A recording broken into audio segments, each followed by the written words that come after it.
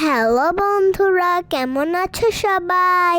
Mamma's বয় page থেকে তোমাদের ছোট্ট শামু বলছি। আজকের ব্লগটি উল্টো রথযাত্রা। একটু দেরিতে ভয়েস দিতে চলে আসলাম। দিন দুপুরবেলা আমি টিকাতুলি মোড়ে চলে গিয়েছিলাম টানার জন্য।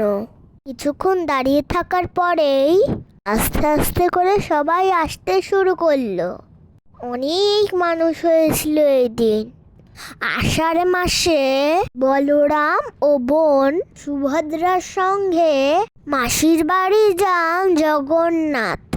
সেখানে 7 দিন থেকে তারপর আবার ফিরে আসেন মন্দিরে।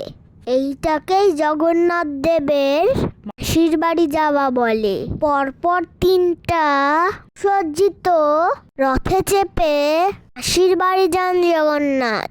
যাওয়াকে সোজা রথ আর ফিরে আসাকে উল্টো রথ বলে।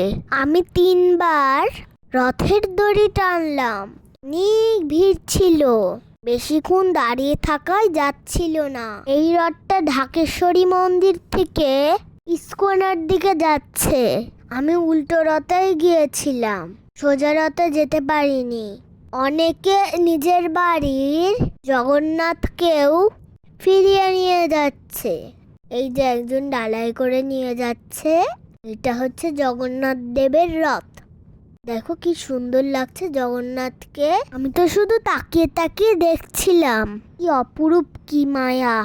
বাংলাদেশের সবচেয়ে বড় রথযাত্রা হয় ধামরাইতে। এটা বাংলাদেশের হিন্দুদের দ্বিতীয় বড় উৎসব। ইস্কনের রথযাত্রাটাও অনেক বড় হয়।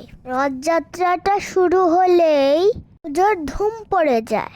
রথযাত্রা শুরুর মধ্যে দিয়েই পুজো পুজো ব্যাপারটা চলে আসে।